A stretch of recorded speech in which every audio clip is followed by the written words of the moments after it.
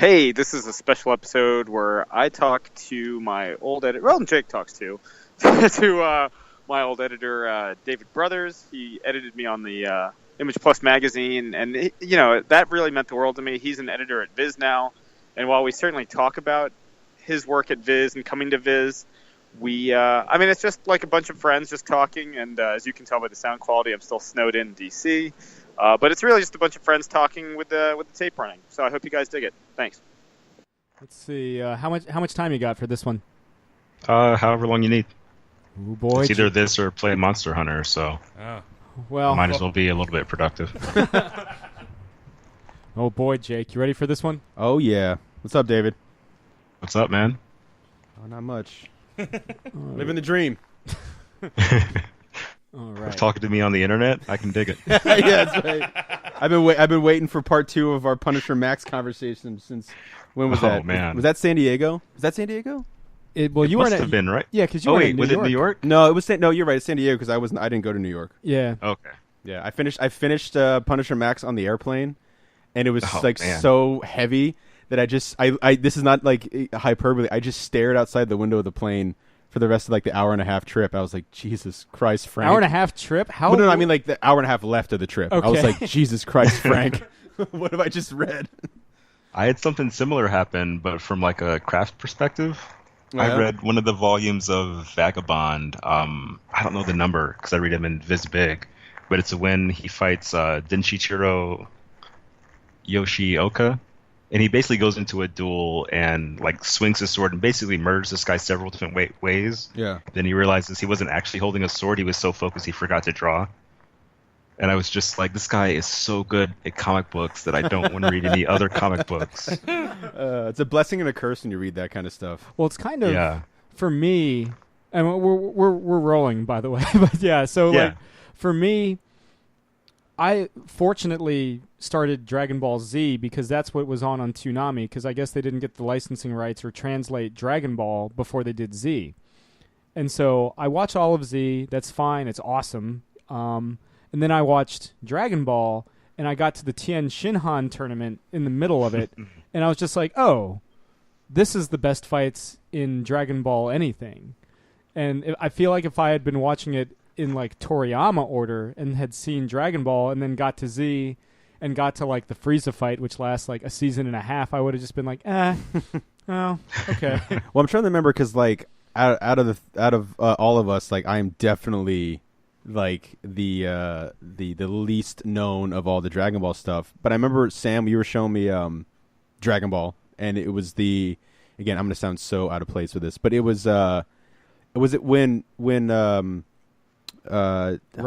No, I'm trying to remember because like it was Goku. Is it when Goku they think he dies? Yeah, and the episode ends with Krillin just crying. Yeah, you think Roshi uses the Super Maxi Kamehameha wave to kill Great Ape Goku? Yeah, that's right. And it just ends like because this is like big, insane, kind of fun, wild tournament and craziness going on. Journey to the West. Krillin realizing he doesn't have a nose, so that's why he can beat what's his name, Bacterian. Whatever. Yeah. He's like, oh yeah, and so great impression. But it ends with Krillin just crying, like weeping, and it's like episode done. I turned to Sam, I was like, what is this? Like that episode like blew my mind. Granted, I haven't watched that many episodes of it, but I remember being like, wow, what a like powerfully touching little moment in like a sea of like insanity. But you see that in a lot of East Asian fiction, I feel like and it works in the reverse sense. Like you'll get really heavy moments, and then there'll be like a flash of like you see that in like a lot of Hong Kong kung fu films. All of a sudden, there's like a flash of like a joke out of nowhere in this big heavy moment. You're like, well, what the hell is? Yeah, I love stuff like that. Okay, I mean the end of Hard Boiled when the baby pees on Chow Yun Fat. Yeah, it's like this big epic like the John Woo gunfight to end all gunfights, and then there's a baby peeing. And it's like, what the hell? So I love that they homaged that in the latest Fast and the Furious, by the way. Oh yeah, with with Statham. Jason Oh, Statham. on the plane. That is like that's the best. That's my favorite scene in the whole movie. That's like better than half of like Lone Wolf and Cub. So, David, this is the first time we've sat down since you've started over at Viz. I was wondering what is it what was it about manga and anime that really got you into, what was your gateway drug into that wide world of manga and anime? It was kind of the same as my gateway drug into rap music and comic books. Pretty much my uncle was into it, and I was young enough that he was the coolest guy in the world. So like whatever he was into, I was like trying to check for that. Mm-hmm. So it was Akira and Fist of the North Star from Video Warehouse, I think it was, like a garbage local video chain. Yeah, but that's like the best thing. Like those two. Yeah, things. It was like $1.50 for 5 nights or something like that. Oh man. Yeah. So we made it all the way through Fist of the North Star and most of Akira, but then my cousin went and ratted on us and told my grandmother that we were watching bloody stuff, and I had to leave the room. Oh, bummer. I would have been like 6 or 7 or 8, like in that like young range, but like it was amazing. Like I could tell like this was some next level stuff. I didn't think about Japanese comics for a long time because I just assumed that comics were comics and like I would never see Japanese books because why would I? Which like makes sense as a kid, but as an adult, you're like, oh, but there's mail order, Yeah. Well, we've had Jim Zub on the show a couple times, and he was saying like back in the '80s in Canada, you would have to do like the big print like fan translation printouts with like the printer paper with the holes on the side, and go like page by page or panel by panel, reading everything. Yeah, I'm so glad I came up in the '90s because eventually I discovered Akira. And Akira, I've got to start saying that right. My whole life I've been saying it wrong. And so I started reading the Marvel epic versions of those, and that was like kind of my gateway into manga proper. Mm-hmm. And then I got a bunch of issues of Super Manga Blast from Dark Horse, and by that point I was off at the races. Like I was all in. What was it about? You had mentioned Fist of the North Star, and I mean, my God, that's as a 6-year-old kid, that's got to be fucking insane. Just watching dudes like literally like swell up and explode from like a tap on the head or something like that. And yeah, and like I loved cartoons. I think we probably grew up on the same kind of stuff where it was like Hanna-Barbera, basically 80s babies. Like we had the great era of cartoons when we were kids. Yeah. Yeah. So like violence kind of made sense, but that was the first time I'd seen it applied to humans like that. Yeah. I'm trying to think like the most violent thing I was probably watching at 6 or 7, at least cartoon-wise, was maybe like the old school Tom and Jerry stuff. Where like Tom would just get beat to shit, but it was always played for laughs. And I feel like nothing in Fist of the North Star is played for laughs. Like I'm trying to think if anybody even smiles in Fist of the North Star. I think there's like one fat joke, and that's it. So was that something that you were mentioning getting into Dark Horse and the Marvel Epic collections? Was it kind of Toonami that broadened your anime or broadened anime for you? Yeah, I owe a lot to like Cartoon Network in general as far as that goes, but Toonami especially because I was young enough. It's like I was born in '83, so I think Toonami hit when I was getting into my teens. It's like middle school era. So super impressionable. So I think Robotech was at the launch, maybe Sailor Moon, Thundercats, and something that I don't remember or wasn't into. And they'd hit right after school, so like I would just eat them up. Like they were just there, and it was amazing. And over the years, I think that they've kind of kept up with that. Like Cowboy Bebop, I saw on TV, Hellsing, Lupin the Third, and Trigun. Like I'm from that early 2000s era of being an anime fan. Tenchi in Tokyo and everything. Yeah, I watched a lot of Tenchi Muyo in the 90s. Yeah. Well, when we were talking to the Scales and Scoundrel guys, they're big anime guys too. If you had to narrow it down to one Dragon Ball fight, one Fist of the North Star fight, and one Gundam fight, which of each of those would those be? For Dragon Ball, so I was a Dragon Ball manga fan. Like I watched the Z, but there's like parts of it I still haven't seen. So for that one, I'm gonna say Gohan versus Cell. Oh wow, yeah. Because that was extremely good. But for maybe the series overall, I'm gonna cheat and say Goku versus Krillin, because that was a really good like emotional payoff. Well, that was Seb's answer too, because his thought process was that was the moment where Toriyama figures out what fight choreography is. Oh, totally, yeah. And the book is never the same after that. It just gets more, just gets better and better. Because I think Toriyama had like comic timing mastered, and that got a lot of Dragon Ball done, in the early days. Yeah.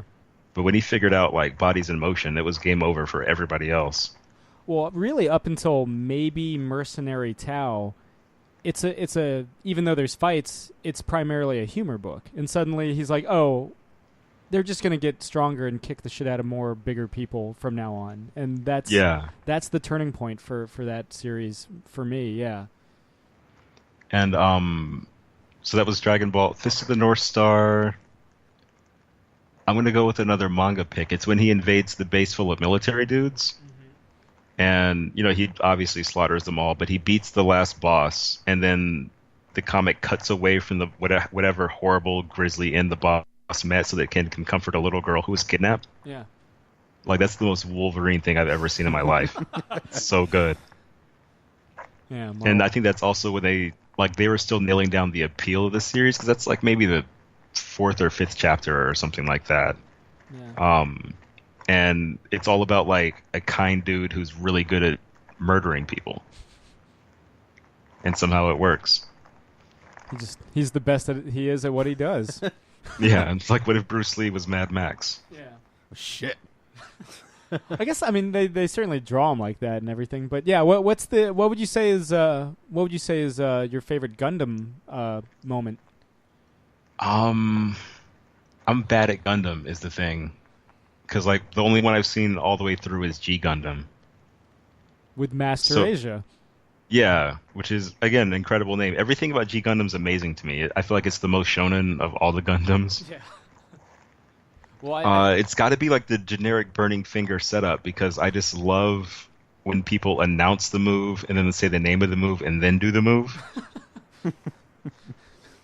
Which Toriyama does quite a bit of too, I suppose. I mean, they're always like, this is my ultimate. Though you get it more with like transformations. Like, how many times have I shouted at parties, "This is my final form"? Yeah, stuff like that. Or in Final Fantasy games, so they'll say, they have a magic spell, and then they'll say like Ice 3 or something super corny like that. Yeah.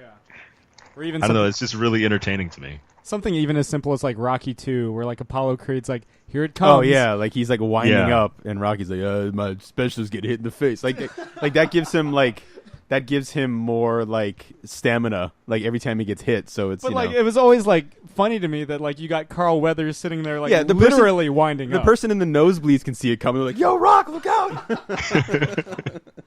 Yeah, that always kind of bugged me, but that was Rocky's special, was taking hits. Yeah, except for Rocky 3. That's true. Well, no, Rocky 3 is like rope-a-dope, right? That's his thing, where he's like, I'm just gonna tire out Mr. T by taking hit after hit. But he dodges quite That's true, and he's actually blocking. Yeah. Whereas by the end, it's easy to dodge Mr. T because he's just like swinging wildly. Yeah, nothing but. Well, he's weighed down with all those gold chains. Yeah, that's right. Yeah. Forgot to take those off. They say it was 36 pounds of gold chains at the peak of 18. That's why he had those great calves. Yeah. That's amazing. But okay, what led you? So that's kind of your origins as a fan. What were some of your kind of professional aspirations with making the jump to Viz? I know you've been studying Japanese. You spent, was it a week in Japan, or was it 2 weeks in Japan? 2 weeks. Yeah, I was there for 13 days. Damn. That was a working vacation? Yeah, so I basically, all that stuff was a coincidence. All those learning Japanese, going to Japan, and joining Viz. Even though it's like saying it's a coincidence makes it look like a huge lie, if you know what I mean, because it all lines up so well. But I started learning Japanese because I knew I was going to Japan for a while, and I wanted to at least be able to have like a modicum of vocabulary, just so I could get around, and also so that I could read sound effects in manga, because it turns out that really makes it better when you can just like translate that on your own. And then I went to Japan because Chris Butcher has been bullying me into going to Japan for like 3 or 4 years now, and I finally like had the money and the time and like the space in my work schedule to make it happen.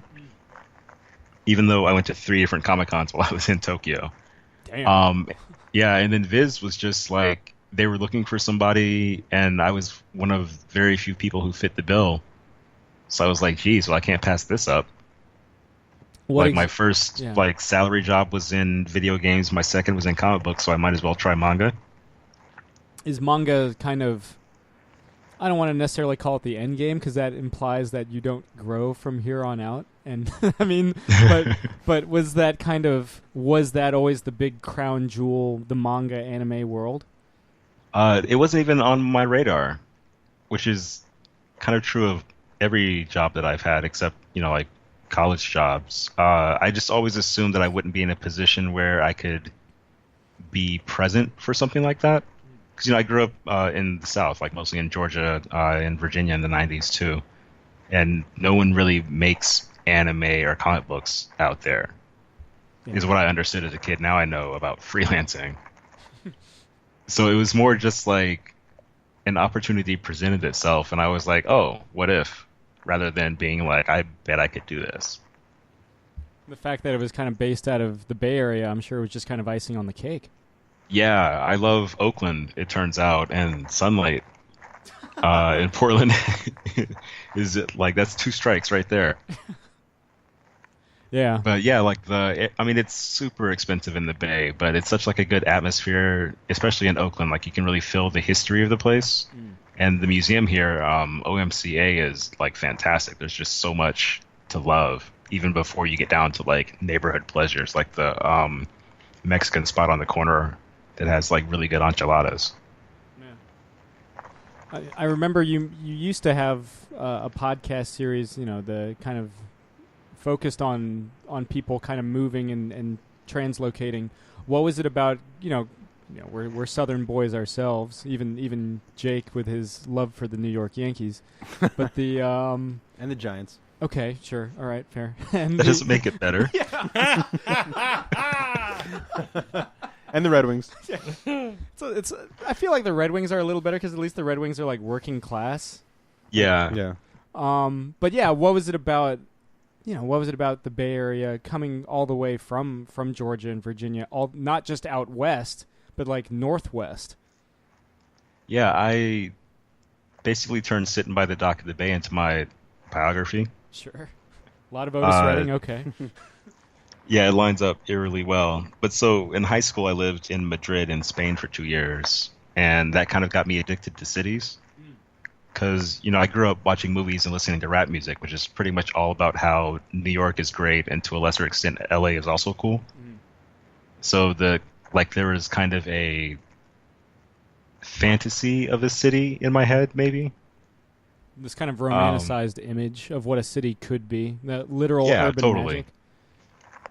magic. Like New York doesn't look like the 10 times I've been there over the last few years. It looks like, King of New York. It looks like a movie. Yeah.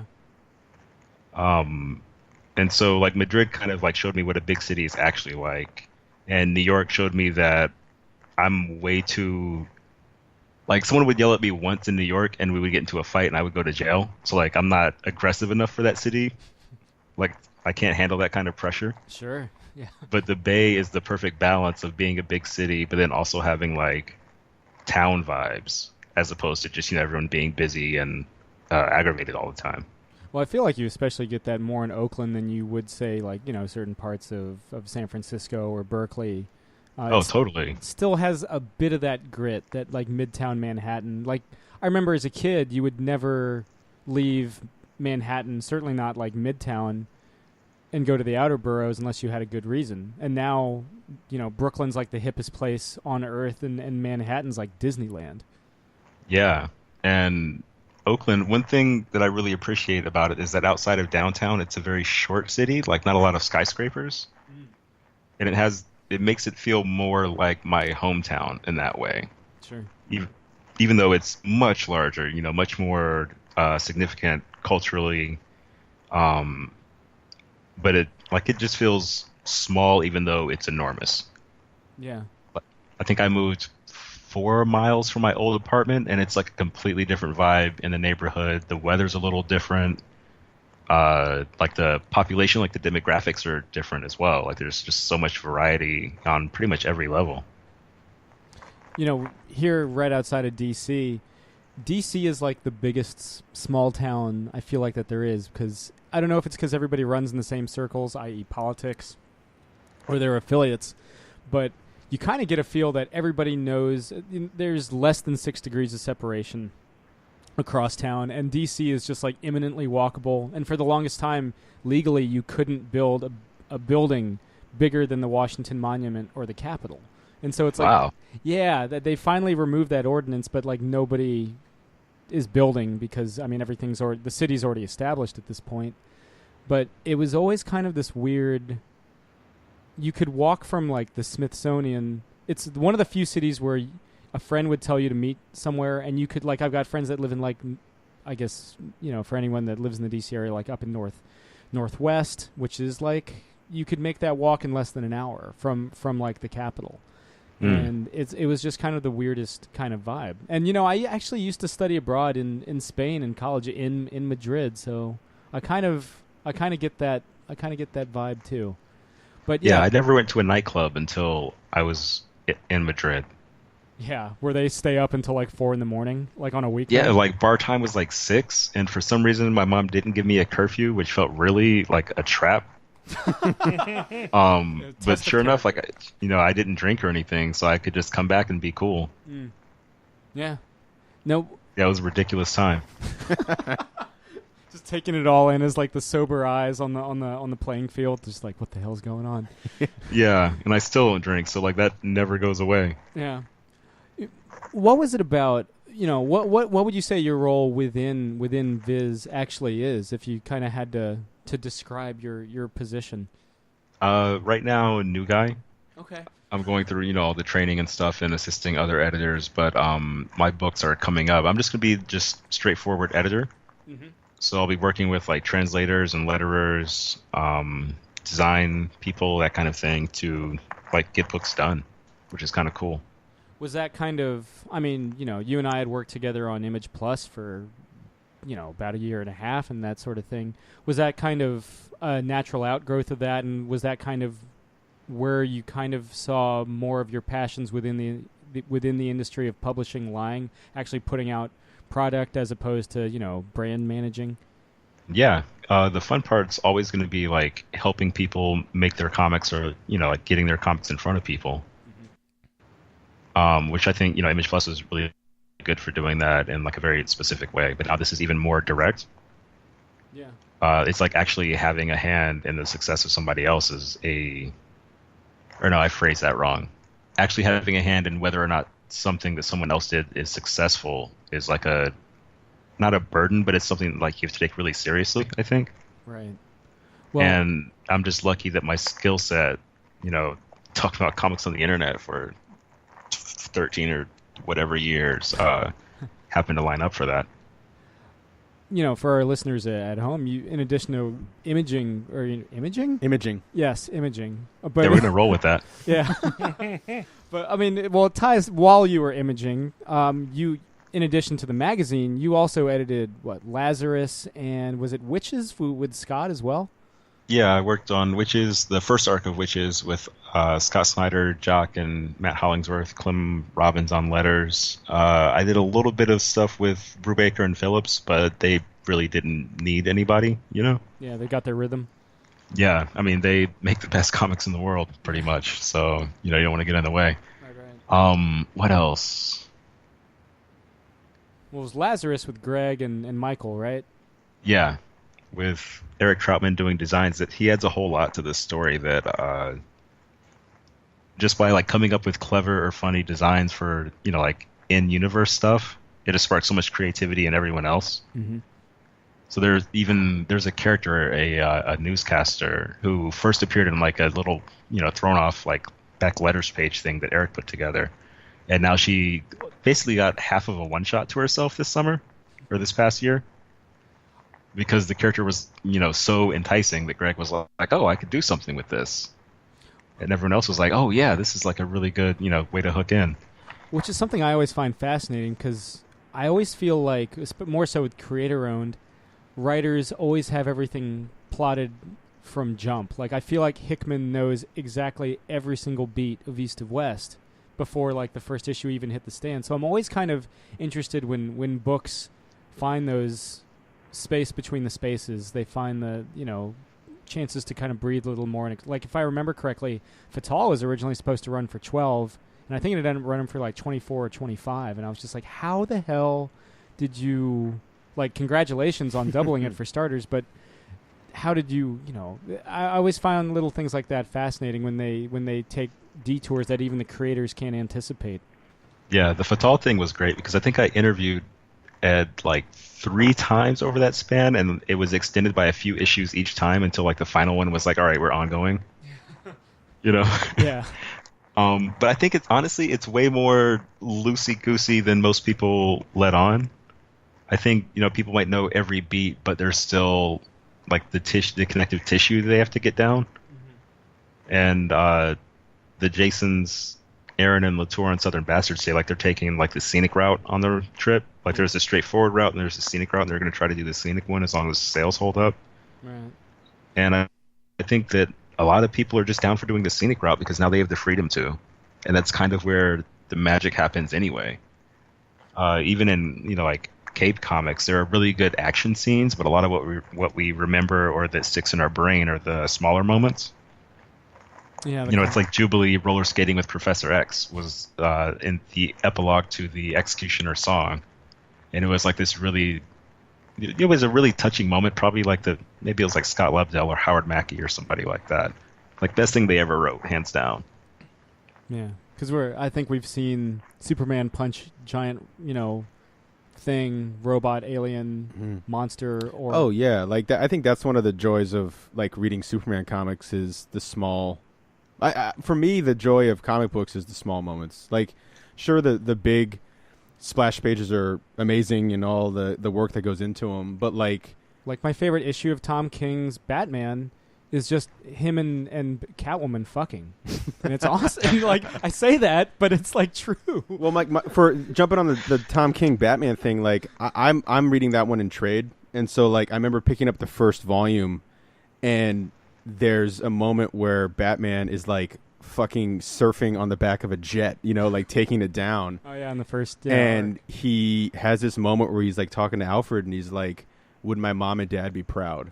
And it's like little shit like that gives me chills reading it, and that to me is just as effective as him punching Bane in his fucking face. Like I love seeing that, but like you were mentioning the Punisher Max stuff. Well, yeah, and David, we were talking about Punisher Max a lot, and you were talking about the Fist of the North Star stuff. Like, I have a terrible memory, but like when I was reading my favorite arc, which I think was where he goes to Russia. Oh, Mother Russia. Is it Mother Russia? Mother Russia. The moment where he meets that little girl, and he's like, what's your name, and blah blah blah, and she's terrified of everybody because everyone's died around her, and it's been this horrible thing.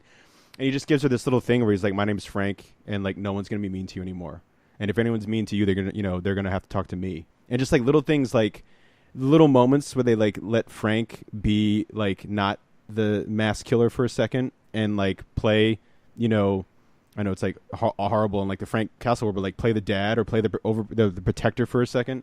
Like little things like that are just as entertaining as him, mowing down fucking half of the mafia in the first issue, or half of the Russian army in that arc. Yeah, exactly. And well, the great thing too, like in Mother Russia, like he doesn't wear the Punisher outfit. Like I know that's such a thing about the Max series, but as you're reading it, you're realizing it doesn't matter about him being Punisher. That doesn't matter. Like that is on there to sell it because that's what everyone knows. But that entire thing's about Frank Castle. It doesn't matter about the skull in his chest. And like Mother Russia was a perfect example of like how interesting just that character is. You put him in an outfit or whatever. And yeah, those small human parts also like they give like valuable context to everything else. Oh yeah. Because I read Punisher comics, but I'd say I was a Punisher fan until Punisher Max. Because he was always, it's kind of gross, yeah. Well, yeah, I mean, it's like just nothing. There's nothing else like it, with how they treat like a Marvel character, Yeah, for sure. I mean, one of my favorite parts, like everyone always goes to the slavers, I feel, but there's a part where he's just like, I hate these people. Yeah. And it's so human, just like that rush of revulsion, and it makes him make more sense. Like he's not just a superhuman bullet sponge. Mm-hmm. Yeah. Even though he kind of is. Yeah. But that run, it's and the stuff that's going on right now, the Platoon arc that's going on right now. Man, the end of 5 was so good. Is absolutely incredible. Like I was so excited to be able to like, oh, I get to go pick up, you know, a Parlov Ennis, you know, Punisher Max book, and I'm fascinated with the Vietnam stuff, you know, like because that character for me, like Frank Castle for me, is so, you know, so much about, you know, comes out of the Vietnam War, like that's 100% only, you know, and of course, you know, obviously they have to update him for stuff because he'd be, you know, it's an old man now, but man, like that's why Jason Aaron straight up killed him. He's like he can't keep doing this. But like, there's that whole issue, like the Black Rifles issue, where he like his men don't like using the M16s, so he goes to get back their M4s. You know, like, you know, this is, you know, I think Ennis, you know, again, just knows the character so well, you know, and takes his time with Frank, and seeing him on his first tour, like, and another thing I think Ennis does so well is like, most other writers I think would go for there'd be a whole issue about his first kill, like that'd be the whole big thing. And the great thing about this issue is they're recounting it, you know, the guys from his platoon, and they're like, we don't know. The world will never know. Who knows? You know? And it's just, like, yeah, it doesn't matter. It doesn't matter. Just the chaos of that first firefight. And it, you know, I know it's still kind of like the honeymoon phase of it, but like that's becoming like one of my favorite Max things ever is how good. And Parlov's art is like out of control. Like the first time, that dude is so talented. Yeah, the first time you see Frank, like they show him, he's just like this young lieutenant, and it's just like I think it's actually like his Twitter picture. You know, if I drew it, I'd make it my Twitter picture, man. Like it's even if you didn't draw it, you'd even if I did draw it, I probably would. Yeah, it's just. But I mean, yeah, I mean he's just out of control. Like how good and how freaking spoiled we are to get another Punisher Max thing. You know, because. Yeah, that run. I mean, I don't know if I've ever read 60+ issues faster in my life, you know, than the one of the side stories had his first kill, but it was also kind of a footnote to a bigger, different story. Was it the tiger? Yeah, the tiger. Was it John Severin who drew? I forget who drew it. Sounds about right. Yeah, that's right. Because those like one shots were like past, present, future, right? The tiger, the cell, the end. The tiger, the cell. Oh, they were. How did I not pick up on that until now? Yeah. I'm sure I read that somewhere. I did not come up with that in my own. But yeah, man, what a great run. But I wanted to talk to you real quick too, David, about, because we're talking about anime and manga stuff. One Punch Man? Oh yeah, One Punch Man. Because like, again, I am a total newbie with most of anime and manga stuff. Like I have my little pockets, like a Fullmetal Alchemist that I really like. I adore Fullmetal Alchemist stuff. You know, I'm making my way into the Gundam, like the Gundam origin stuff, and you know. But One Punch Man was something that I don't know if I truly appreciated what I was getting into when I started it. And I was interested, you know, we've talked about it, you know, obviously off mic and stuff, and you shared some stuff with me that you've written before about it. But just if you could just tell that email. Yeah, oh yeah. If you could tell us about like being a lifelong manga anime fan, like how like great something like a love letter One Punch Man is to not just manga and anime, but like the superhero genre too. It was kind of where the two tastes kind of finally came together. Mm-hmm. Like there were crossovers between things, and obviously, you know, like Japanese superheroes are cool because I was the right age for Power Rangers too. Yeah. But this was like Japanese style American superheroes, which is still like a different. It's a cool idea that I haven't seen as often as American superheroes, and just the purity of it. You know, people say it's a parody, but really it's more that it's just a funny superhero comic. Yeah. And it was so rare at that point when, you know, I first started reading it that it was like a breath of fresh air. Because it had the crazy fight scenes I wanted, plus it had exactly one joke, but that one joke was really funny. Oh, yeah. It's like, because, you know, the first, I watched the anime before I dove into the manga.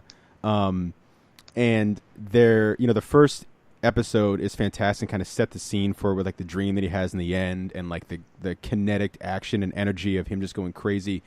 But there's a moment, I think it's the second episode, where he fights like the mosquito lady, and like he's just like he can't kill like one mosquito like on his freaking balcony or whatever. And at the end of the episode, he's like naked, comes out of like the explosion of whatever it is. And then the sound effect of him slapping her like in the face, and then her just splatting against the wall. I was like, this is what I've wanted in anything, you know, animated, you know, comics, you know, because again, it's so funny. Like it really is funny. But then, you know, we've talked about it before with the small moments. Yeah. Dealing with, Mum and Rider.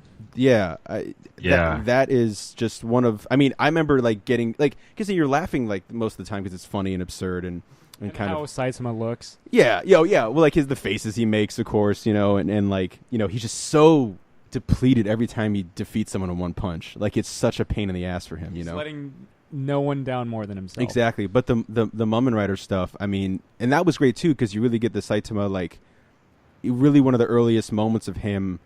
Like you're saying, with Frank Castle, like that really kind of human moment, where he, the good fight, and then, he'll take it from here. Like that whole setup to that. I mean, because that's like an episode or two that really sets up to that moment. It's not something that just happens. I mean, I don't know. It's just that. Like you really understand his ethics at that point. Like, he's a hero, but that's such a like man's romance kind of thing to do, Yeah. It's great. It's so freaking good. Yeah, they're just so, like you mentioned that there's the crazy fight and then the like quick ending. It's so good at that kind of like start and stop humor. Mm-hmm. Where there's an episode. This is one of my favorite jokes, and it's so dumb. Where he's going into the woods to fight, some evil mad scientist, and there's a sign that says bear crossing, and there's a knocked out bear under it. And like they never show the bear getting punched or anything. It's just like a little touch. Yeah. And I'm like, you guys are diabolical. This is too funny. Well, the moment that I'm sure if you bring up my Netflix and go to there's an episode. I don't know if it's the last episode. I'm pretty sure it's the last episode where he's on the ship and he's trying to figure out where like the big bad is. Oh, yeah. And casually working his way through. Yeah, and they're like, oh Jesus Christ, and like he's going through and like again I'm terrible with the names. I can't remember a lot of the characters' names and stuff. But like there's like the alien tentacle blob monster, like that's like the voice of the ship is like stop, please stop, and like Saitama's like, well, I'll leave, just tell me which way to leave. He's like, where's the exit?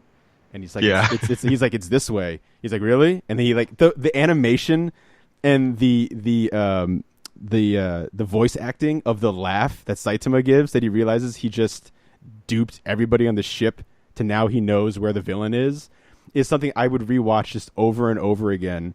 It's a perfect moment of like the animation, the voice, and just the kind of the genius of Saitama like going to kick ass. It's so good. I've been recommending it to everybody at work, guys who have never watched anime or even animation, like not big cartoon guys, and I'll like catch them like watching on their phone. I hear the one punch, like like they're just obsessed with it.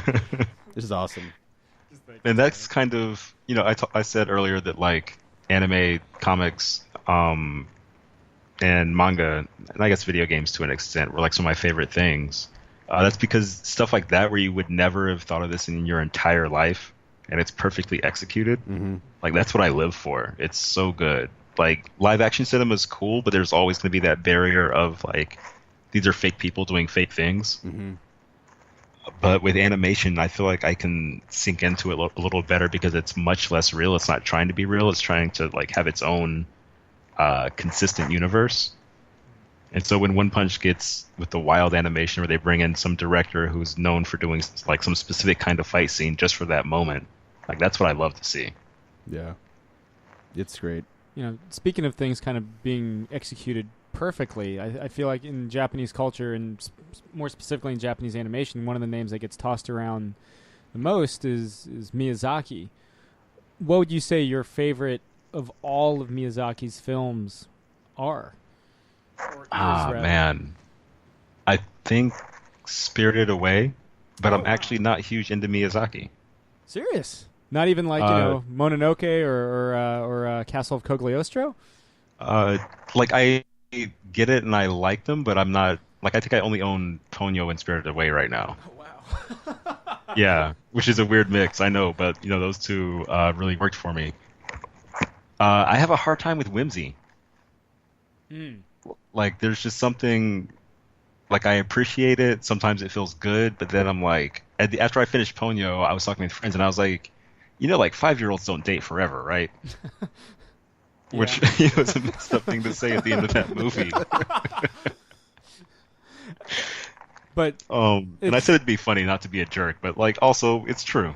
Yeah. So at the end of the day, there's kind of the more whimsical stuff, i.e., like Strawberry Shortcake or Miyazaki or whatever. Does it just kind of feel like empty calories? Yeah, like I'm a pound cake guy. Like, give me Ninja Scroll. Yeah. But no, with Miyazaki, so I think he made a really, like, Castle of Cagliostro is a really extremely good movie that's also a terrible Lupin the Third movie. That's fair. Because he's so charming and, like, such, like, the handsome hero that I'm like, I need a little more skullduggery in my Lupin.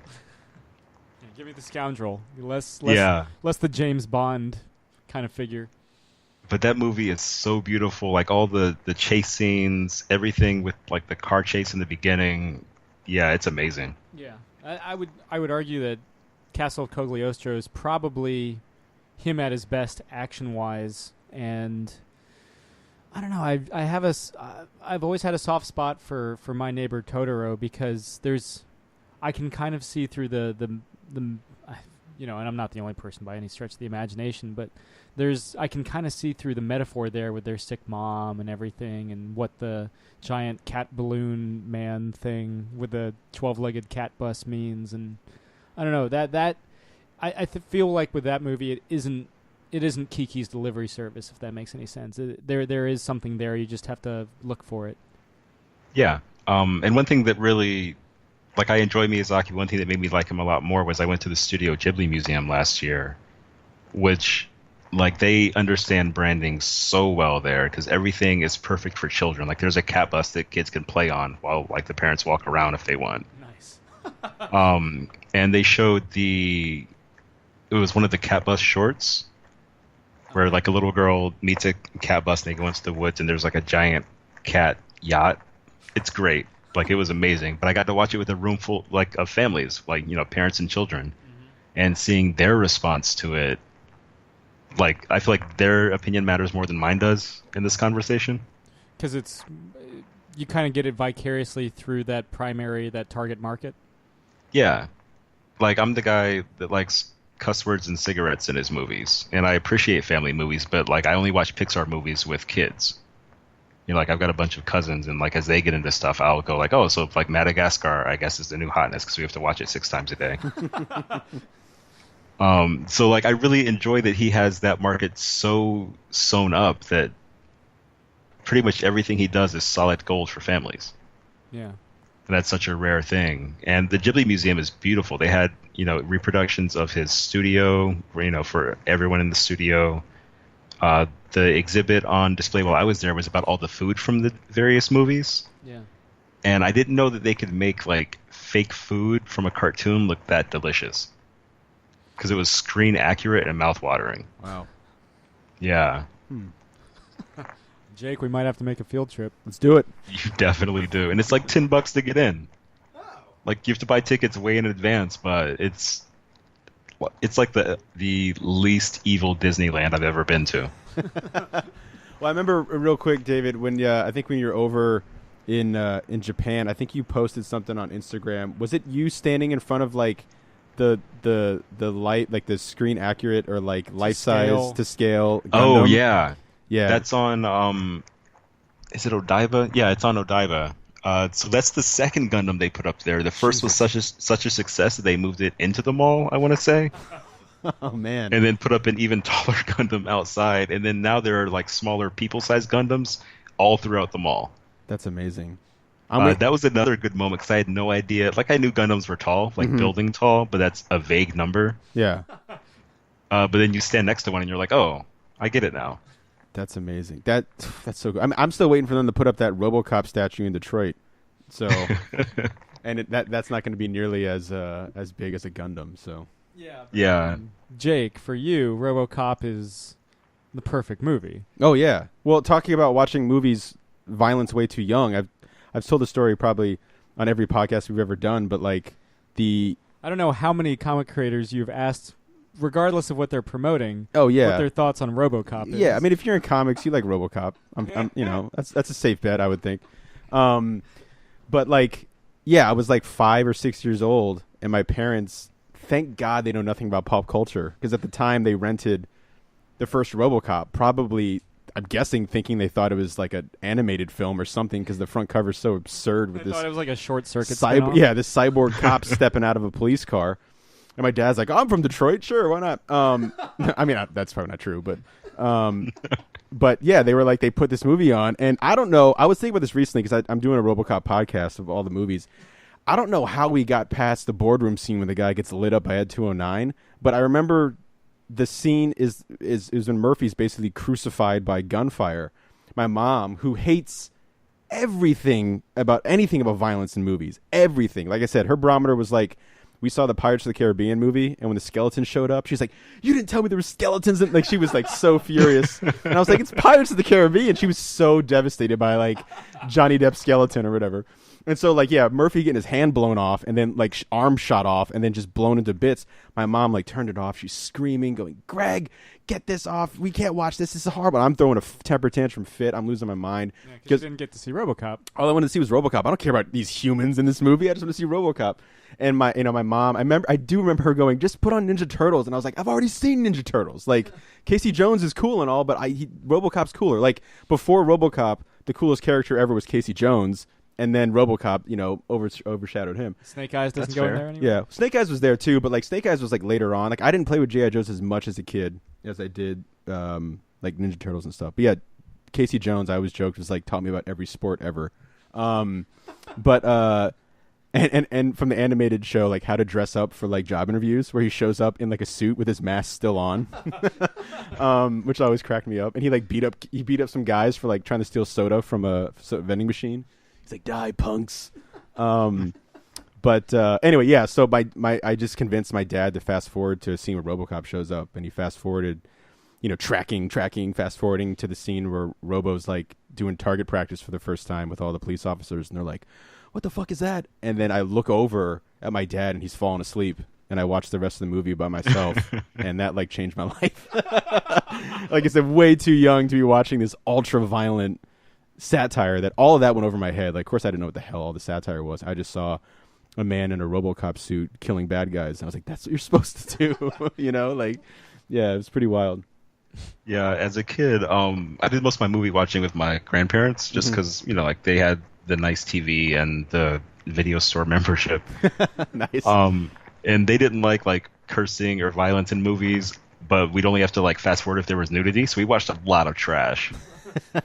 Like we were definitely a B movie family. Nice. But I mean, like we had like The Godfather on cassette, like the whole trilogy. Nice. But we would also rent, like Roger Corman stuff from the video store, because why not? Yeah. So I'm all about violent movies, basically. Oh yeah. Like they say it will rot your brain. Apparently it's true, because most of what I like now are, like somebody's gonna have to fight before the end of the movie, or else I'm gonna go home upset. Yeah, exactly. Which makes rom-coms very difficult, by the way. Yeah. I'm still under the impression that Paddington 2 is the second greatest film of 20. Paddington 2 is pretty good, but there's very little ultra-violence in it for me. Yeah. There's not enough ultra-violence in Paddington 2 for me, but it's still a I'd settle for freaking... cartoon violence in that case, just because, he's a stuffed bear. Yeah. A little Tom and Jerry. Yes. You were mentioning, so anime manga's got a huge influence on you. Animation's got a huge influence on you. You've always mentioned that hip-hop and rap has a huge influence on you, and I was wondering how that philosophy extends to both your appreciation for animation and art and for just your philosophy in life. Is it the rhythm, the flow, all of the it's the attention to detail. I mean, it's that stuff too. Like there's nothing better than driving around listening to music. Mm-hmm. Well, there's a lot better, but for the purposes of this argument, like it's one of my favorite things to do, like in real life. But like rap music rewards close listening to an absurd extent. It's very much, a bunch of people trying to be very clever on the radio, and the result are songs that are almost like treasure chests. Like most of the good ones, you can unpack them over the course of like several listens. You're like, oh, that's what he meant by that. Like that's how these two lines fit together. Or even just like, this joke is still funny and I've heard it 6 times. So if there's a through line kind of in your appreciation, both like your sense of humor, your, that sort of thing, it's it's that high level of craftsmanship. It's the throwaway joke or sight gag in One Punch Man that nobody gets on it like a casual skim. It's that one line from Spodioti Dopalicious that where you're like, oh, this is why Andre 3000 is different than Big Boy. Like it's the same story from two different perspectives or something. It's that plus intricacy. Like I really respect complexity when it's well done. You know, something like Lost was a great roller coaster ride, but extremely stupid. Yeah, I think we can all go there. Yeah. I was trying to think of a TV show that's like a master plan, but nothing's coming to mind. Even though there's a lot of really good stuff. Does Breaking Bad or Better Call Saul get close? Better Call Saul does. Breaking Bad botched the ending really like horribly to me. But Better Call Saul is a good example of something else where it's like this is like a piece of clockwork, and looking at all the pieces makes everything better. Well, I always like going back to the music thing, David. Like I always like scrolling through Twitter and like coming across like your tweets about different songs that you like get really inspired by, or like you were saying like you listen to and like hear a whole new way. Because like I always love talking to people that are super passionate about something, especially if I know very little about it, you know, or same here. I haven't listened to that song, or I don't know this, or I'll check it out because of that. Because like there's been an album I've been listening to lately that for like the first 2 or 3 listens, like there was like one song that I like loved, like I was like obsessed with that song, and I always find myself like having trouble finishing the album because I want to go back and listen to that song again. And then I was driving to work, and I swear to God it was like the 6th or 7th time listening to this album all the way through. And I've been listening every time. And then all of a sudden, like I remember parking the car and I was like, holy shit, like I finally heard one of the songs totally differently. Or there was like a riff that like came through that I was like, how did I miss that the first 5 or 6 times? You know what I mean? Like if you're just like, and I think a lot of it, a lot of it might have to do with driving, because like I have like a 45 to 50 minute commute to work. So that can be like an entire album's worth of music, like listening to it, and especially when I get into a new band. And like that's what I love. Like a lot of people complain about, like I remember when like all the streaming stuff was coming out, like, oh, you could pretty much figure out a band in a weekend. And it's like, no, like the amount of music that you have at your disposal, like it's like an embarrassment of riches. Like you have so much stuff you can listen to. And totally. And like there's this band that I've been really getting into like over the past couple of weeks, and like just listening to their stuff, and like basically it's great because like you're just getting like you're just like overwhelmed with how much music there is, and then hitting that kind of, you know, that riff or that song or that lyric, and then, you know, if that album speaks to you, it doesn't matter how many times you listen to it, eventually that album will click, you know what I mean? And then it like opens up and you hear it a whole new way. I think when you're driving, you're listening differently. Yeah. Because there's some stuff I've heard in songs that I'd never heard in years that I put on in the car for the first time, and I'm like, oh, like how long has that ad-lib been in there, you know? Yeah. But just speaking to like the embarrassment of riches, I super agree with you on that front. The other day, I tweeted about this playlist on Apple Music for Black History Month. It's 100 songs long. You know, I was like, it's cool, but like all these songs are about like the struggle, and it would be cool to have, you know, like a more upbeat playlist too, or more diverse one in general. And I was maybe a third or a halfway through the list at that point, but by the time I got to song 100. Like, I was just devastated by how diverse Black music has been over the course of the past 100 years.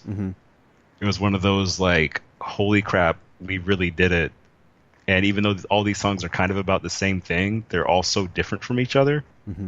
That, like, that's amazing. Like, there's so much out there for me to still listen to. And especially, you know, in terms of rap music, something else I love about it is just that it's the past, you know, through samples, like the past becomes a part of the present. Yeah. There was a song on that playlist that was I forgot the name of it now. I'm gonna have to look it up. But it was used for a Ghostface song that I love. And hearing the original song and being like, dang, this song is really good. Oh wait, like I know this piano riff. Like I've heard this 100 million times. When it made me want to go back and listen to Ghostface more, but then also dig into that other artist's, you know, like discography. Oh, exactly. Like keeping that like inspiration and that music flow of like for example, there's the band that I've been really into lately. It's called the Dillinger Escape Plan, which unfortunately just broke up at the end of 2017. Like they did it on their own, but then the guy has like 2 side projects, and then like, oh, okay, then you listen, you listen to this album, you listen to that album, and then there's a member of that band that you really like what they're doing on their guitar, and so you check out their stuff, and it's like this never-ending kind of like, I don't know, just journey you're going on musically that's just so... Well, it's a diffusion, right? Yeah. And for me, like, it was always more... It wasn't so much like samples or side projects, but it was always like covers. I was always intrigued by how they would interpret other songs, and then the kind like whenever the Beatles covered, Chuck Berry or Little Richard, I'd be like, oh, that's cool, or even their like Western stuff, or like when you get to like more like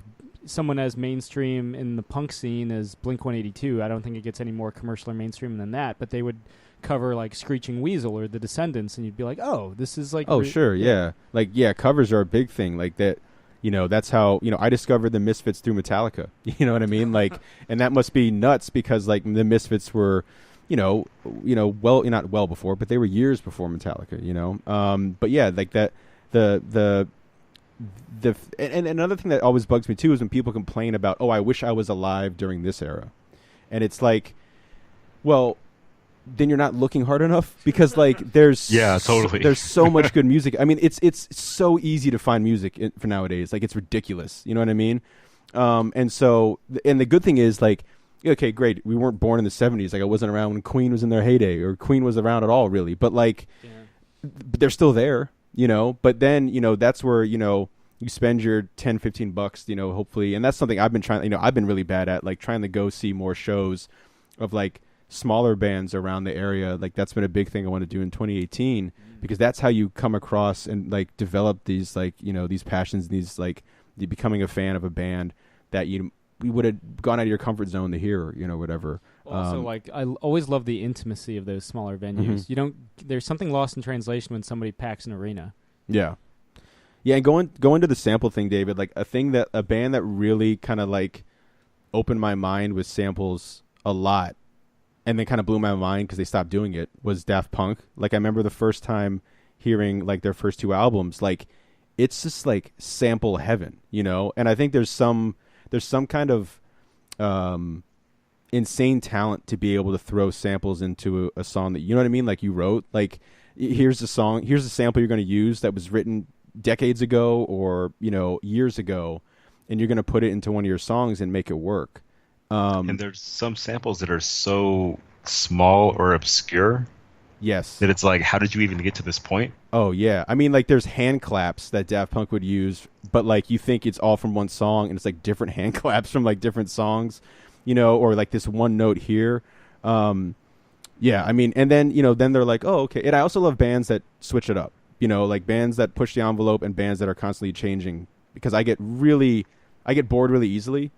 And so, like, Daft Punk did this great thing where it's like, oh, okay, well, we've made these 3 albums full of samples, or the first 2 albums are really full of samples. Third album is basically a drum machine and a guitar, and everyone got kind of pissed, and then he realized, oh, wait, they built a skeleton so they could tour and cut a live album with this as the bare bones, which was kind of genius. And, wow, that's wild. And then, Random Access Memory comes out, and they have 1 sample on it, and it's a super organic album. Like, I love just, like, how bands can constantly change and use, like, electronic music or samples or, rap, hip-hop or metal or rock, like, just all, like, melding and, like, not being afraid to step outside the comfort zone and genres, Like, there's so many different, like, I'm a huge metalhead. There's so many absurd different labels for metal bands, you know what I mean? Like, it's just ridiculous if you go on like a Wikipedia page of a band and like the different like this mathcore and metalcore and thrash metal and heavy metal and black metal, all that kind of stuff. Yeah, and I think Jamie McKelvey tweeted about how like Spotify gave him his most listened to genre or whatever. Mm-hmm. It was like dark synthwave or something. Yeah, and he was like, "Oh, typical." Yeah, But it's like I love him being in the synthwave. Now that I think about it. But like I love the bands that are like, no, we're not gonna just do that. You know what I mean? Like, and I think those bands that I really like the bands too that like they kind of define themselves early. So like, and then the fans are more like, oh no, that's kind of their thing. Like they're not afraid to step outside and throw this synth on here or collaborate more. That's something that like metal bands especially they've always talked about. Collaborating more, like people are so afraid to like bring in other musicians and make it their own thing. Well, I've taken some flack for espousing this opinion on the internet and stuff, but my favorite hip hop album from last year wasn't by Kendrick. It was by Vince Staples. Like, I loved Big Fish Theory because for me that was like the most. It defied what the conventional definition of what hip hop could. It was like what Bitches Brew was for Miles Davis. Big Fish Theory was for Vince Staples. It was this really kind of out there thing, and I kind of it was his Sgt. Pepper's, and I always, that was something that's an example of someone stepping out of that comfort zone, not necessarily in collaboration, but sure, just but like, just in any style, that's huge. That's how you make things interesting, Have you listened to much DJ Quick? I haven't. No, I have not. He's kind of Dr. Dre, G-Funk, like all that defined the West Coast sound for, I don't know, it's been like 25 years or something like that. Yeah. Quick was kind of the other faction, for lack of a better word, much more funky, like really liquid Roger and Zap like type stuff. Mm-hmm. And I thought that a lot of what Vince was doing actually kind of drew upon that a little bit, where it broke away from the conventions of the time, but was still kind of in the family, Yeah. It's still very much a hip-hop like Vince album. could tour with Kid Cudi, I would say. Yeah. No, I mean... That was a super good album. Good grief. Like, I keep forgetting how good of a song Back Back is until I listen to it, and then I put it on repeat. Yeah. I was pretty stoked when they used it for like for the Black Panther trailer. I was like, oh, shit. All right, well... Yeah, it's like, respect, finally. Yeah. Also, that Vince album is really good in the context of his other stuff because, he used to be like a satellite Odd Future guy. So it was all, like gross teenagers rapping about gross things. Mm-hmm. And he's grown up into such a different person that the way that album sounds is so personal to me. Yeah. Or personal to him is the impression that I get from it. Well, he's writing for himself. He's not writing for a scene, Yeah. And he's writing almost in spite of a scene, which is also something that I enjoy a lot.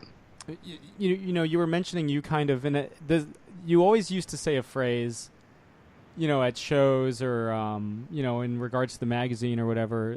You always kind of circled around this phrase, measure twice, cut once.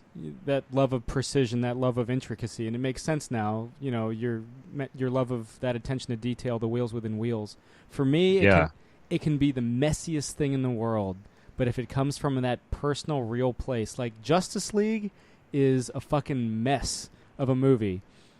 But Justice League also has one of my favorite, like a handful of my favorite Superman moments ever. There's a moment where when he comes back to life and he's sitting there, in the cornfield and he's talking to Lois and she's just like, I wasn't strong enough. And, Superman, Clark being Clark, is just like, he consoles her and he stops. And because with his super hearing, he recognizes somebody's coming up behind him. He's like, you told Mom. Mm-hmm. And she's just like, of course I did. And he turns around and just this moment where the love between between mother and son is like unconquerable by death. That comes from like a very personal place. Of course, they completely undercut the emotion in that scene by cutting to like Steppenwolf and his CGI fuckery. Yeah. But like that moment, I was just like, that was the most emotional I've been in a movie all year. It's a perfect callback. He's even wearing the same outfit. If you look in Superman the movie, where he says goodbye to his mom in that cornfield wearing that same outfit.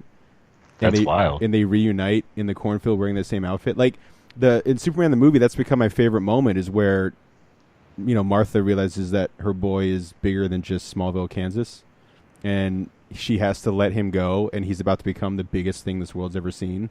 And it's like that must have killed her. You know what I mean? Like that must have been, because she's just lost her husband. Well, she lost her husband, and then here goes her, her baby, her child, into this like scary world. But he's also like the most powerful thing, and who knows what's going to happen, and who knows what's going to come of it. And yeah, it was such a nice touch. I'm assuming that was done on purpose. Again, that movie's a mess, so it's hard to tell. Well, yeah, but like he's wearing the same flannel shirt. You know what I mean? Like, and to be fair, I wear the same flannel. That's shirt. true. But like, and that they reconnect in that same field. Whatever, 30, 40 years later, or whatever. Yeah, that was because at the time I was so taken out of that movie. By the worst Batman ever. By the worst Batman we've ever seen on the big screen. That's including George Clooney and Val Kilmer. and like and I'm not saying Ben in Batman v Superman. I'm saying Ben in freaking Justice League. Where he even doesn't want to be there. No, yeah, no, I'm totally fine with him in Batman v Superman. But yeah, I was like, that scene happened, and I was just like freaking weeping in the theater. You know, like it was such a beautiful moment. Yeah, and then it cuts to like, you know, Ben Affleck not wanting to be there. You know, line, looking real sad. Oh yeah, making jokes, visibly and, like, out of shape. Visibly out of shape. Just put pecs on it and post. Yeah. You could take a mustache off Henry. Oh no, you can't actually. I'm sorry. Ice cold. Yeah. Actually, my favorite Superman moment is kind of similar. So, this sounds so dumb every time I tell it to people, but It won't Superman sound dumb died here. on my 9th birthday. Oh shit! No, that's not dumb at all. That's terrifying. Yeah, that's hard. That's like haunting. Whatever the novel has as the canon date is my birthday. Which I gotta stop telling people if I want to make people not know my birthday anymore. Yeah. But my favorite thing is, in the way, like, I personally believe he came back after the death of Superman, is when Pa Kent has that heart attack and basically drags him back from the brink of death and like talks him into being his son again. Yeah. And like Pa Kent comes back to life and he's like, you know, I got him, you know, I brought him back, Martha. And just the whole thing is like straight up father's love for his son brings him back to life. Yeah. And that, you know, I was raised by my mom. Like I know my dad, we're good now, but you know, like I met my dad at some point, as opposed to, you know, him being around the entire time. So like daddy issues are my thing. Like that is like easy tears. And that Pa Kent thing is so good because it shows that, like, despite all the powers, all of the costumes and all that stuff, like he's like a farmer's kid. Like he's extremely human, and that's kind of where his power genuinely comes from, which is like a cliche college level thesis take on Superman, but it's also like it works for me. Well, I mean, I feel like so many people don't realize that, though. You know what I mean? Like so many people look at Superman as just super powerful. He could punch do, man. yeah. He can. Punch man. Yeah, he could, you know, blow out the sun like a birthday candle. You know, but like it's when you get those writers that understand, you know, what makes Clark tick, that like that's when you read those runs and you're like, oh my god. Like the Action Comics Superman stuff going on right now is some of my favorite Superman stuff I've read in single issue in years. I mean, it's, you know, and it's him dealing with a family. You know, a father. Him being a father. I mean, there's a moment in, I think it's Action Comics, where he's fighting Doomsday again. And, of course. Well, you know, he knows what this means. Yeah. Lois knows what this means, but John, his son, doesn't know what it means. You know, he wasn't there when it happened.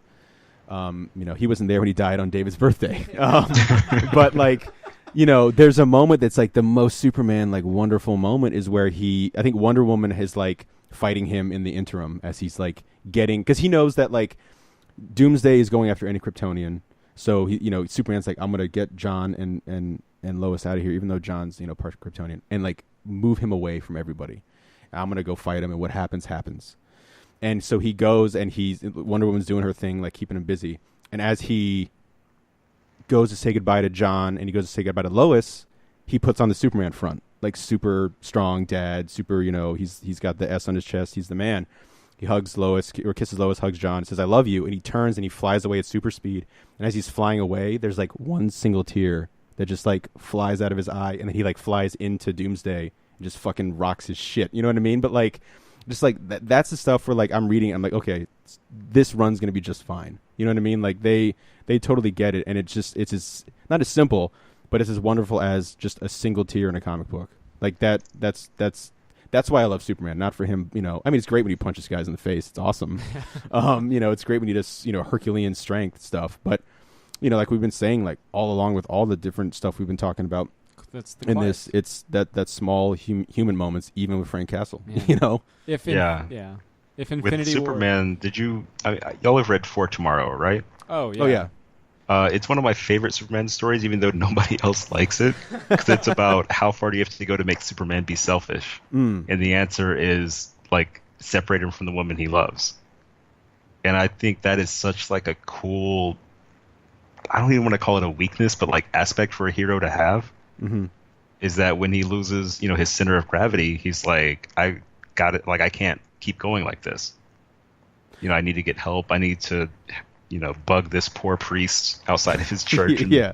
Eventually turn him Smirk into a a weird lot. monster Yeah, thing. exactly. Yeah, it definitely goes off the rails at some point, but like the emotional core, I think, is really strong. No, there's some real. I mean, his talking with the priest. There's some really great stuff in I there. love the way For Tomorrow starts. Yeah. Yeah. It does kind of. Basically, I feel like DC at the end of it was like, he needs to punch something. It's like, you told us there'd be monsters. Yeah. Where's Zod? But like, We need a new Zod. but like, going to that, David. Like going on that point, like I'll say a nice thing about Batman v Superman, but like. You already kind of did. I kind of did, but I'm fine with Batman being a fucking psychopath. Stone Cold Give Killer. me, me too. Give me Frank Miller All-Star Batman every day of the week. I love it. I got no problem with that. But The two best moments in that movie was Batman working out and Superman and Lois in the bathtub. yes, I'm totally yeah. I remember like the way I convinced my sister to see it because she is not a superhero fan, but she loves Henry Cavill, and I was like, all right, let's go see Batman v Superman. She's like, She's like, isn't that like 3 hours and it's getting terrible reviews? I'm like, Henry Cavill is shirtless more in this movie than he is in Man of Steel. She's like, let's buy tickets now. So that and anything with Chris Hemsworth. She's seen all the Thor movies, but I don't think she's seen any of the other Marvel movies as long as Chris Hemsworth's in it. Did you see Black Hat? No, she didn't. Oh, No. I saw Black Hat. But like going to like what you were saying, David, like you separate Superman or Clark from Lois, or that's how you get him back. One of my favorite moments in Batman v Superman is when it's done. All of it's done like in this like really kind of awful, terribly misguided way. But is where Superman goes and flies away crying because they blew up Congress or whatever, and he's like, I couldn't stop him. And then like, and then like in the director's cut, you just realize it's lead. It's like why you couldn't use 6 seconds in the theatrical cut to say it was lead. But like Lex Luthor throws Lois off the top of the tallest building in Metropolis, and as she's like Superman's been gone, and then he just shows up and catches her. Like that felt like like Superman, very Superman-ish, like he'll always be there. There was an issue in the new Rebirth run where Lois interviews Deathstroke. That'd be weird if Deathstroke interviewed Lois, but like Lois interviews Deathstroke, and basically like I'm the world's greatest assassin. Tell me what it's Yeah. like being a staff he's reporter. like, I can also type 90 words a minute. And like, I think if I remember correctly, unless I'm just creating this in my head, like he pulls a gun and tries to shoot her, and he knows that'll get Superman's attention, and Superman comes like sonic booming around the world. That's how Batman breaks Poison Ivy's control on Superman. and Hush. Exactly, yeah. So the key's Lois. I Man. always wonder about that because sound is only so fast. Mm-hmm. And if Superman's going to get shot, or Lois is going to get shot in the Middle East, and Superman is in New York, and he still makes it in time. Yeah, it's like, well, that always bugged me in Batman v Superman 2, where like I remember, like, oh, that's Jimmy Olsen, the CIA agent. Oh well, Superman. Is that who that was? Yeah, the guy that's like, don't worry, Lois, Jeez. don't look. And he's, Well, Zack Snyder was like, and I verbatim was like, we wanted to find a fun new way to, introduce Jimmy Olsen into our world. It's like fun new way is shooting him in the head. shooting him in the head. Yeah. So like I remember like knowing that going in that they were like, oh, this like there's rumors that's Jimmy Olsen, that's like CIA agent Jimmy Olsen. I'm like, oh well, and they pull a gun on him. He's like, it's okay, Lois. I'm like, oh shit. Nothing. Superman wouldn't let anything bad happen to his pal Jimmy Olsen, and then he gets shot in the head. And I was like, "Oh shit, we haven't learned anything. We haven't learned a damn thing." And then he shows up, of course, when Lois is in danger, and turns the guy into paste. And then you're just like, "All right." Could you imagine if Jimmy had the watch? Yeah, exactly. He's going, "Please." Yeah.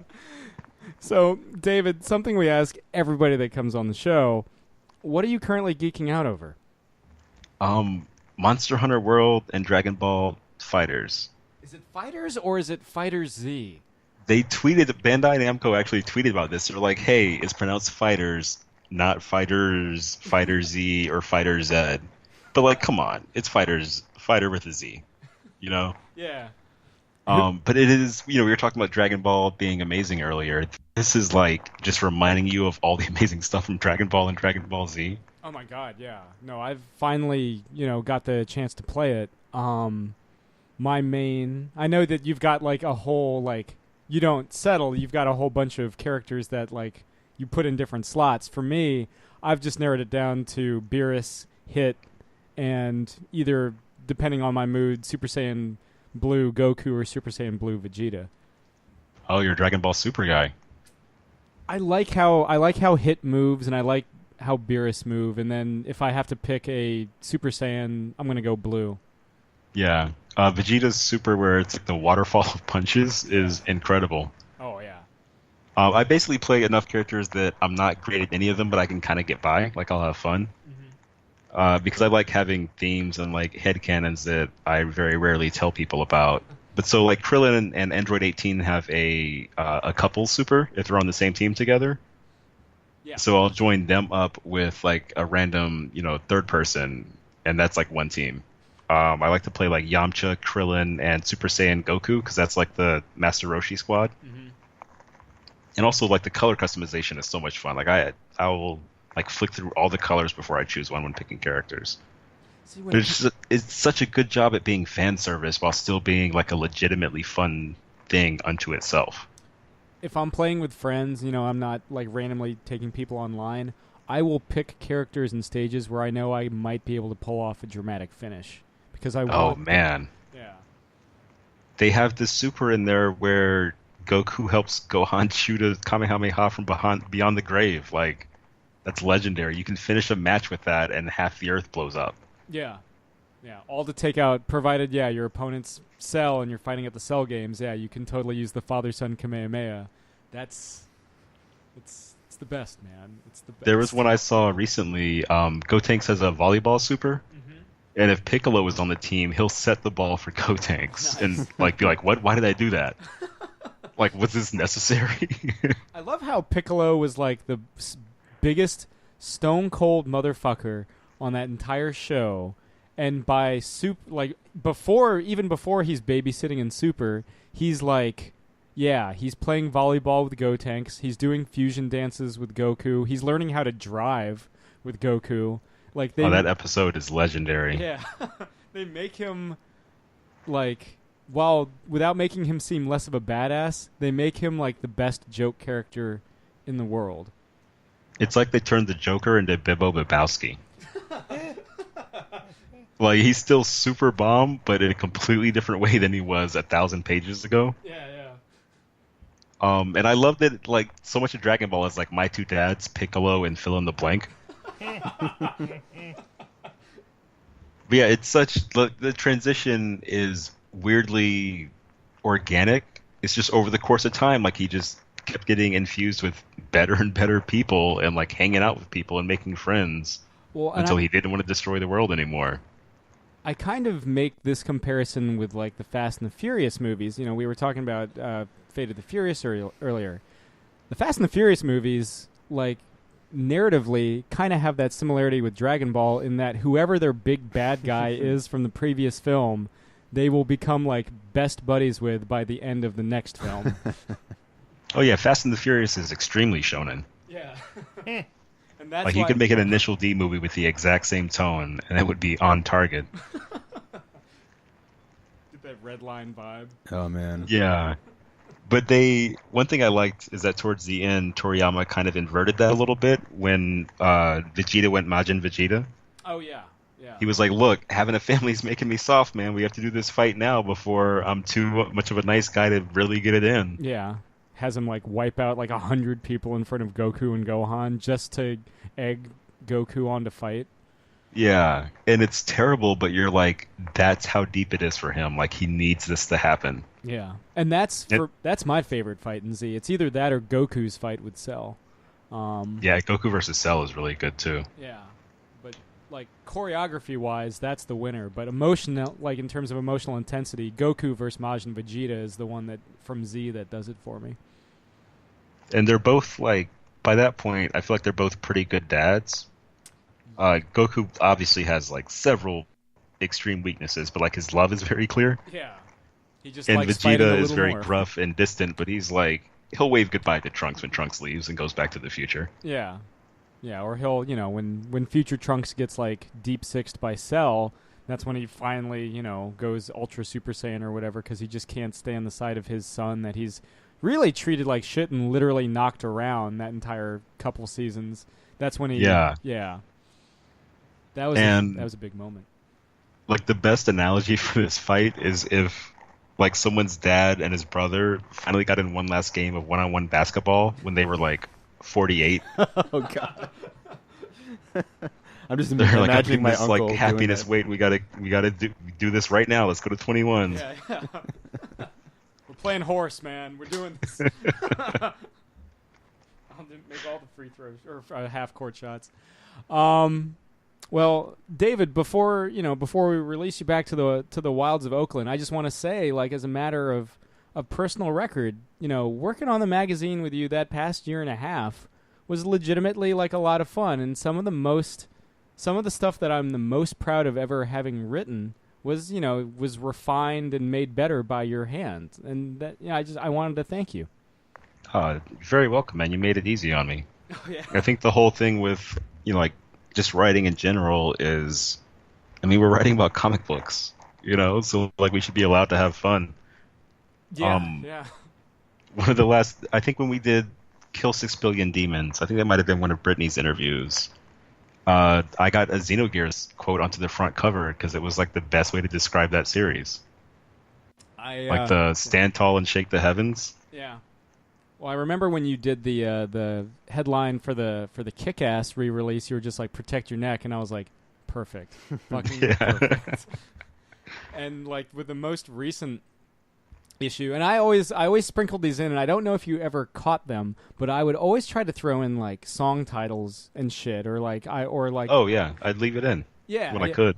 And I don't know if you like. I remember we did like a thing on Luther Strode, and I was like, from the pinnacle to the pit, and I remember turning to Jake when I sent that byline, and I was like, that's a song by the Swedish heavy metal Ghost, band, baby. Ghost. Yeah.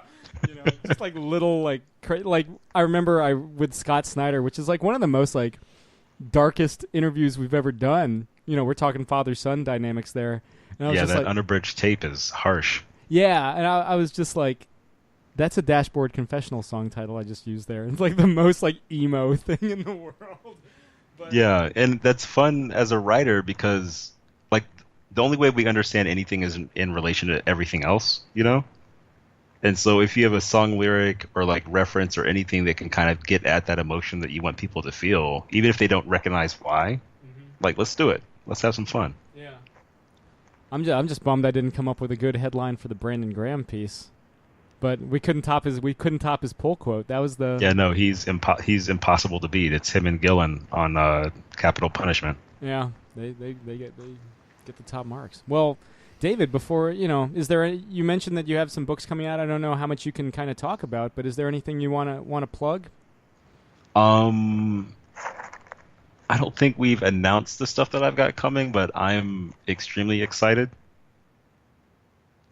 And what can I actually plug? Everyone should buy Dragon Ball FighterZ because it's really good and really fun. And there's not enough pleasant things in life right now, and this kind of fits the bill. Yeah. And for me, whatever I'm working on, you can find at IamDavidBrothers.com. I've got a couple of podcasts I've got coming down the line. I've got a bunch of podcasts I've already done if you want some old news. And yeah, I think it's going to be a good year. Well, if you ever decide to dust off Speaker Talks, Jake and I can go one-on-one on any number of songs to highlight. What was your favorite? Oh, yeah. What was your favorite record from last year? Just in general. Oh man, Vince Staples was up there. I can never pick like just one. Like my top 5 is 30 entries long. But Vince Staples was definitely way up there. Big Crits, Forever and a Day was amazing. It was like everything I wanted out of a rap album last year. Who else? Oh, SZA's album was really good. But I think the song I listened to the most was probably Bag Back. It was either Bag Back or something from the Nick at Night album. NYCK at KNIGHT. Dial Up, that song I listened to a lot. Yeah. I was bummed that Big Fish Theory didn't get really any Grammy love at all, but at the same time, I'm not entirely surprised. Yeah, I checked out of the Grammys. Like, I just realized that I'm just going to like what I like. Yeah. And the award shows, like, there might be cool performances, but, like, I don't really, I can't let a statue tell me how nice I am. Yeah. Well, I remember, like, watching a pregame, like a pre-thing where they were, like, people showing up the red carpet. and my sister was watching it, and I was like, I don't know any of these people. That too. I had that I'm old so out of man touch moment. with so much of music. Oh yeah, I had the old man moment. I was like, I don't know any of these people. Well, it's kind of weird because as I'm getting in my older age, and which is to say like closer to 32, the Logan's run you soon. I know, dude. Yes. They have already. We're living in the ruins outside of DC. I remember just real quick. I remember when I was reading Born Again, and in the beginning, Daredevil's like, "I'm 27," and I was 30, and that fucked me up for like a week. I was like, "Oh shit." We're at the age right now where people make movies about people our age and their lives falling apart. I And know. I'm not happy about that. Yeah, it's not coming of age tales anymore. Now it's like, yeah, you know. Well, to be fair, I'm living up to that narrative. Yeah.